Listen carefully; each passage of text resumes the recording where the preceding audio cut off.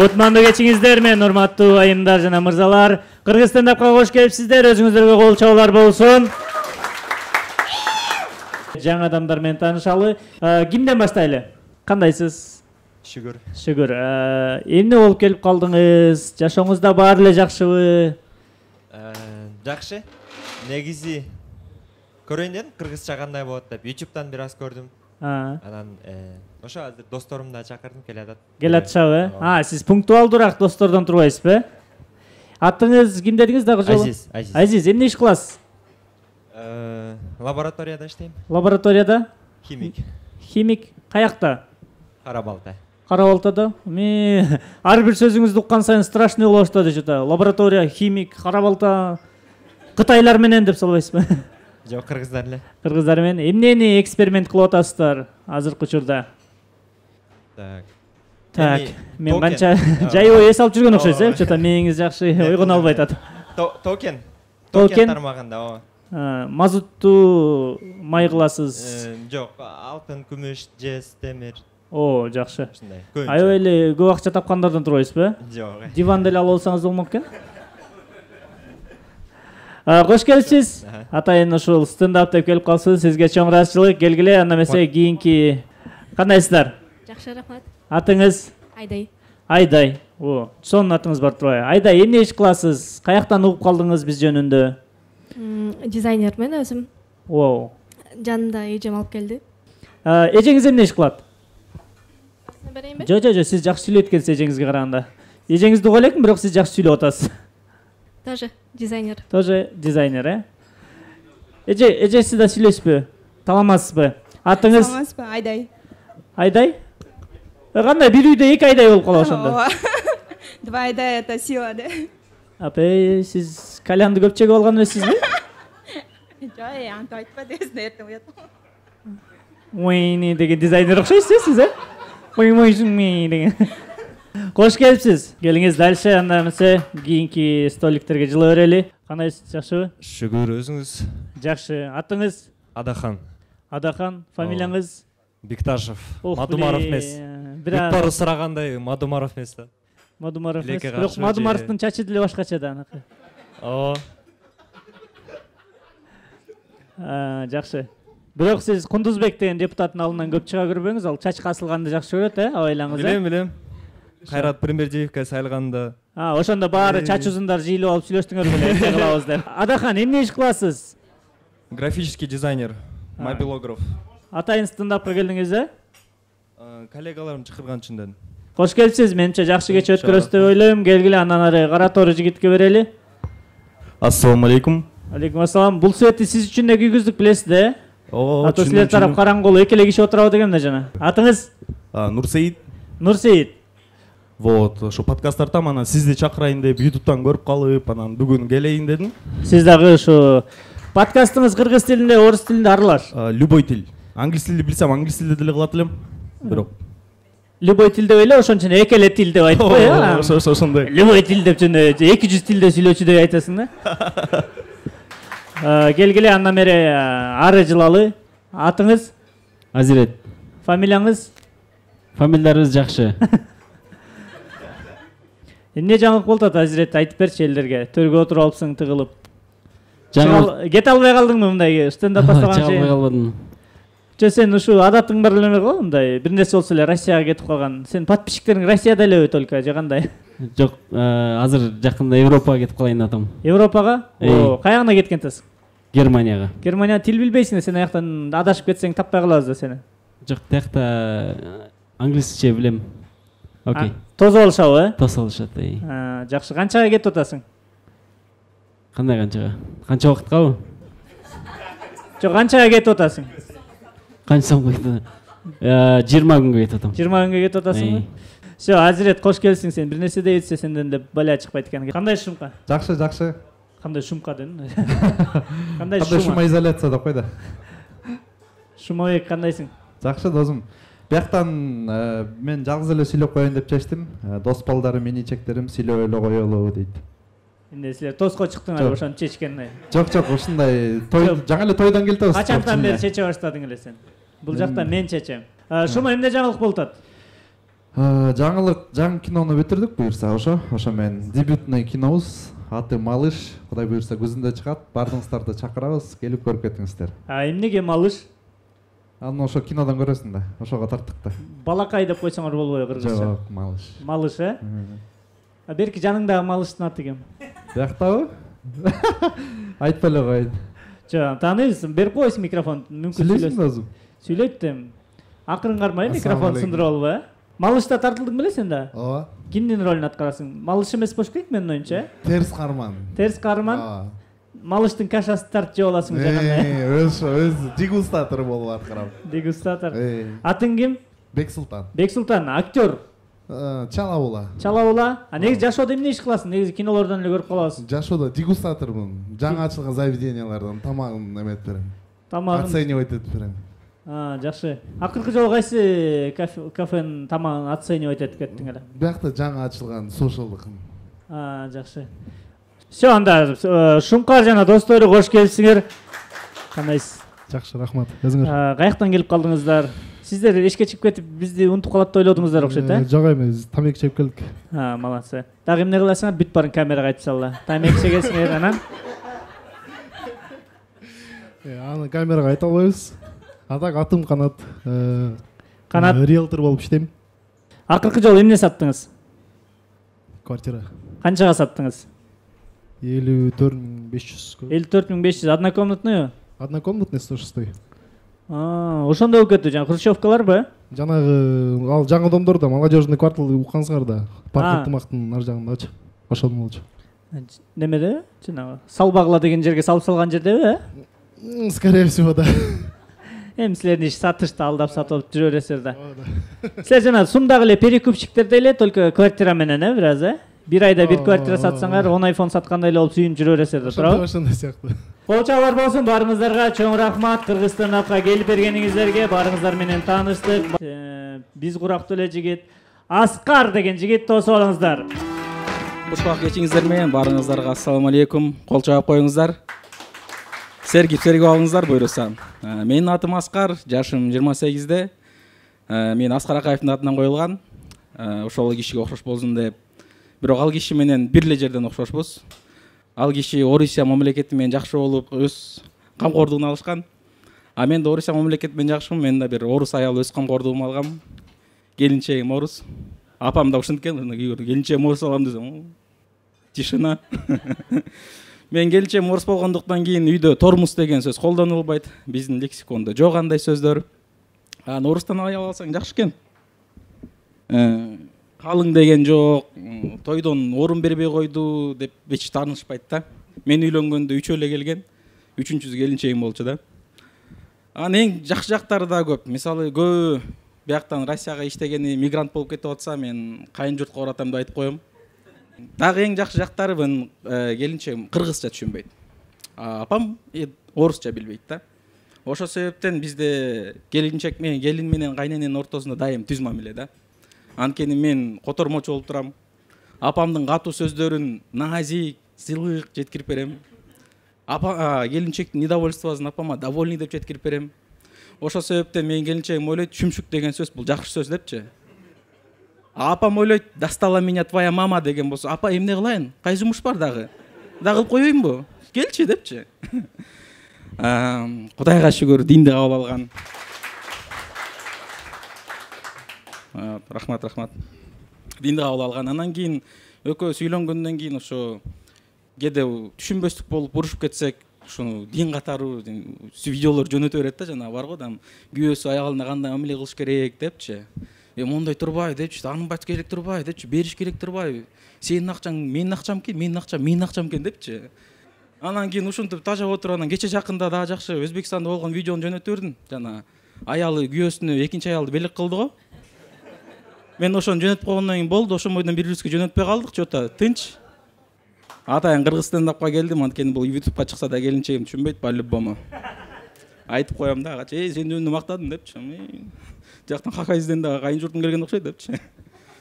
Ошо. Бирок жакшы жактарынан дагы тез таасир жактары да бар да. Жаман жагы да бар. Бул биринчиден мисалы кыргыздын кызы себеби менен кайы төшөк журка менен келсе, меники бир мышык, бир попугай, 2 балык менен келген да үйгөчү. Анан тамак жактан да өтө кыйналдык. Эмне тамак жазып алсам эле борщ болуп калат. Эмне тамак жазып алсам эле борщ болуп калат. Анан кийин көнүп кетти. Кийин уже манты борщ, лагман борщ, 5 бармак борщ деген тамактардан жеп калды десеңиздер. Анан өзү орус болгондуктан кийин бул өтө мындай пунктуальный да. Эгер тойго чакырса, прям убагында барыш керек. Мен айтам, кыргызды саат 6-га чакырса 8-де барыш керек. Десем, жок, барабыз деп эле мени да кошо алып алат. Анан жүрөбүз тойдо, ошо официанттар менен кошо кадырешип, аларга жардам берип, столдорду көтөрүп. Анан кыргыздын тойлору келинчегим өтө жагып калды, особенно ошо тойдун артындагы той маркет дегенчи, той пакет бар го. Ошондой тойлордун биринде бизге да той пакет берди. Ал жанындагы жан экен да, биринчи жолу алып атса ушундай сүйүнүп алгандан кийин мейли апамдын алдына келип, смотрите, мам, что нам дали? Вот пакеттен бардыгын чыгарып баштадым. Вот банан нам дали, конфеты, что там, яблоко, лепешки. И самое главное, на десерт нам дали деп туруп чучукту столдун үстүнө коюп койду да. Ошондон кийин биздин үйдө чучук деген сөздү газы дейбиз, андан башка айтпайбыз. Анан көп суроо берип элет магачы, мисалы, башка улуттан аял алсаң, ушундай суроолор кеп келет. Үйдө ким главный депчи, үйдү ким башкарат, балдарың төрөлсө атын ким коет депчи. Айтам, блин, кызыксың го, мен эркек болгондон кийин мен башкарам. Балдарымдын атын мен коем. Каалаймбы Андрей деп коем. Кааласам Сергей десем Сергей болот, Антон десем Антон болот.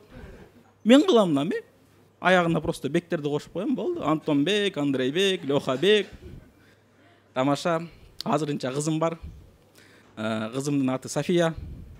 Эми түшүндүңөр да ким атты койгон экен, а? Чоң рахмат, биримди огула.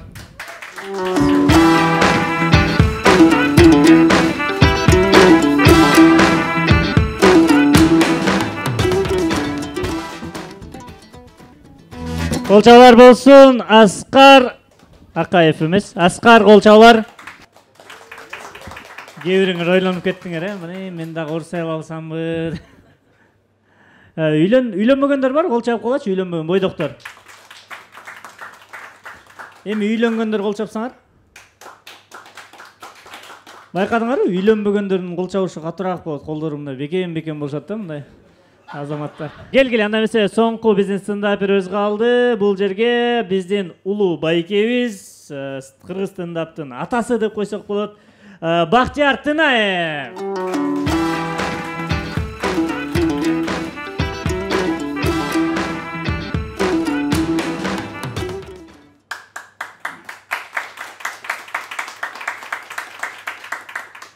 Ассаламу алейкум достор, манайыңар жакшыбы? Жакшы болсо болду да. Орустардын атактуу стендапчысы Руслан Белыйдын мындай деп айткан сөзү бар экен. Стендапчынын жашоосу канчалык оор болсо, анын стендапы ошончолук кызыктуу болот деп. Бүгүн мен стендапымды көрүп алып, мени бомышкен деп ойлоп калбагыла. Кудайга шүгүр, бомуш боло элекпиз. 5-чи микрорайондо жашайм. Балконский балакай деген мен болом. Дос баламдын балконуна 2700 сомго квартирага чыгам. Буга чейин стендапка 1-2 жолу чыгып калдым. Системаны бир аз түшүнүп калдым. Бул жака чыкканда элди күлдүрөм десең, же өзүң жөнүндө сүйлөш керек экен, же мыкы жөнүндө сүйлөш керек экен. Анан жалгыз эле мыкы жөнүндө сүйлөй берсем мыкы таарынып калабы деп, бүгүн мыкы көз жөнүндө сүйлөйүн деп чечтим. Ушуну менен стендапымдын мыкыга арналган бөлүгү бүттү. Андан ары өзүм жөнүндө сүйлөмөкчүмүн. Жаш курагым болсо 1 августта 36-га чыктым. Азыр 37-nin жалгыздыгын сүрүп атам. Буга чейин үйлөнгөн эмесмин, бойдокмун. Мен классташ балдардын ичинен мага окшоп такыр үйлөнбөгөн классташтарым да менден башка дагы 2 бар. Мен үйлөнөйүн эле деп атам. Классташтарымдан эң акыркы болуп үйлөнөйүн десем эле тетиги 2 турмуз үйлөнбөй атат. Ручной тормозду түбүнө чейин тартып салышкан. Экөөнү күтүшкө туура келгендиктен меники деле тартылуу. негизи эркек балага үйлөнбөй жүрө берсе ага берилчү суроолор мындай болот экен. 20 жаштан 25 жашка чейин сүйлөшкөн кызың барбы деп сурайт экен. 25-тен 35-ке чейин качан үйлөнөсүң деп сурайт экен. 35 жаштан баштап ден соолугуңду сурай баштайт экен. Ден соолугубуз деле жакшы, Кудайга шүгүр. Эми биз кордук деле көргөн жокпуз да.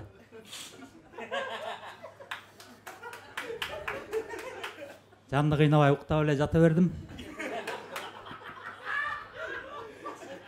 Ушунчалык көп уктап салдым, акыркы күндөр көргөн түштөрүм кайталана баштады. Мен деле Кудайга шүгүр тунук, буга чейин көп деле иштетилген жок. Бирок иштетсең иштейт. Кээде иштетип коем жылына 1-2 жолу. Иштебей тура берип, көгөрүп кетип көкмө болуп калбайын деп. Бая күнү күн ысык болгондо 50 градус ысык болду. Үйдө жата албай анан терезелерди ачсам ысык кирет. Иштетейин десем кондиционер жок, айла жок, мен иштеттим. Меним жакшы иштейт экен, эшик терезелерди жаптым да холодильниктин эшигин ачып туруп жатып алдым. Менин иштерин иштеди, бирок эртең мен турсам холодильник иштебей калыптыр. Анан бойдок болсоң жатып алып көп нерсени ойлоно берет экенсиң, неге ушундай болуп калды? Мен эле ушундаймынбы же адамдын возрасы өткөндө организмде өзгөрүүлөр болуп, психологиясы өзгөрөбү деп өзүмчө анализдеп көрдүм. Мен жүргүзгөн анализ боюнча эркек адамга чыныгы сүйүү 6 жолу келет экен. Биринчиси 2-3 класстарда келет экен балалык сүйүү. Көбүнчө классташ кыздарың жакшы көрөт экенсиң. Жакшы көргөндө эми жанына отургузуп койсо, сүйүнүп, курткасын вешалка кылып койсо, үстүнөн барып курткаң деле калып.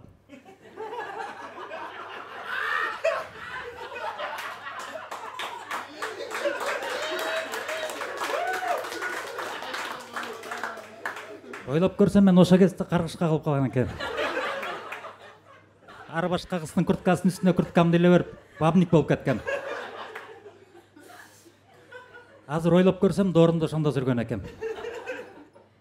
Анан бир 9-10 класстардан баштап тоок сүйүү башталат экен, экинчиси. Тоок сүйүү башталгандын биринчи белгиси коростой болуп эрте тура баштайт экенсиң. Эртең менен окучу элек саат 5-те туруп эле башыңды жууп, кийимдериңди үтүктөп, чачыңды келдеп, коростукундай кылып тургузуп, анан тебишкиң келе баштайт экен. Коростордой болуп. Мушташ деген мааниде да. Биздин убакта Бекбор Бийиптин ырлары жакшы болуп турган. Кассетадан ошол ырларды укчу элек. Мен дагы жакшы көрүп укчумун. Мага жана тазасы барбы сүйүүнүн деген ыры жакчу. Анан 20 жаштан 25 жашка чейин чыныгы сүйүү келет экен. А мен ал кезде өткөрбөйпмүн. Тоок сүйүүгө тойбой калгандыкка түшүндүң башы ойдон калып калыптыр. Бекбор Бийипти угуп жүрүп эле 27-ге чыгып кеттим. 25 жаштан 35-ке чейин балага болгон сүйүү келет экен. Ал жагы да болбой калды. Баланы сүйүш үчүн биринчи баланын энесин сүйүш керек экен. 35 жаштан баштап болгон сүйүң мекенге өтүп кетет экен. Патриот болуп эле кыргызча стендапка чыгып, армияга баргың келип баштайт экен. Өткөн айылга барып, эми жүрөгүм мекендеп соғып атса, армияга барып служба кылып коеюн деп военкомго жолуктум. Военком деломду көрүп туруп, сен 2006 эле кулагың укпай кайра келген турбайсың дейт. Я десем унчукпай түртүп чыгарып койду.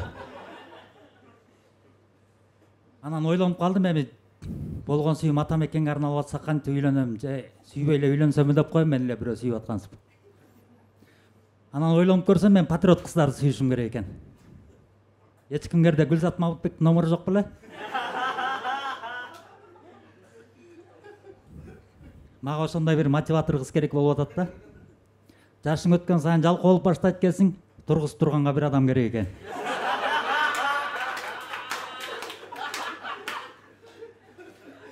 Эркек киши 35 жаштан 55-ке чейин ата мекенин сүйүп калат экен. 55 жаштан баштап тынчсызды сүйүп калат экен. Итиң ыйлап атабы? мышыгың өлүп атабы баары болуп калат экен. Бирөө келип сенин мышыгыңды пыштемек тургай, өзүңдү пыштесе кетип кала турган болуп калат экенсиң. Негизи ар бир адамга эле тынчтык керек. Чоң рахмат.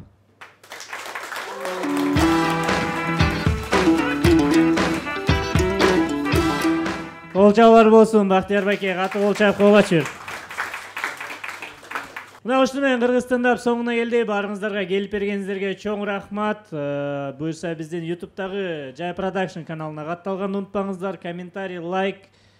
Чоң рахмат.